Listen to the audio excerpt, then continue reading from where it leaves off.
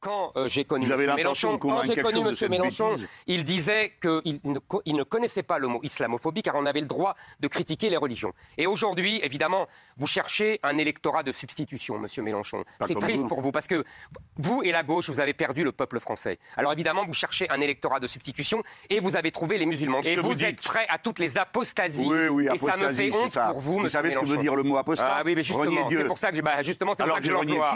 Vous reniez votre Dieu, c'est-à-dire les Lumières. Je suis entré au Grand Orient en 1983.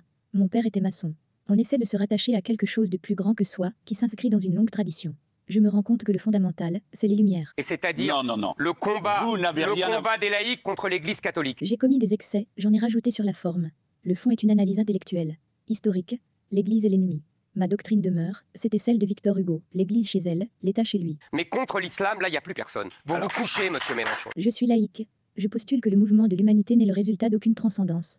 L'humanité est elle-même actrice et réalisatrice de son développement. Cette laïcité organise l'espace balisé par les 3 mots de la devise républicaine. Liberté, égalité, fraternité. Pour reconstruire la France, il faut des mains de travailleurs. Il faut des mains de maçons.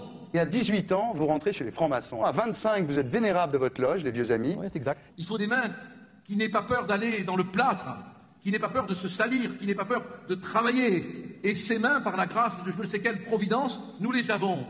Alors vous qui êtes à l'extérieur, un homme vous tend les mains.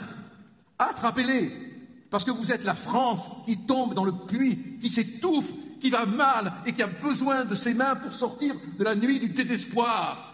Oui, Éric, on est avec toi. La France est avec toi. Mais je suis toujours franc-maçon. Ah d'accord. Les Lumières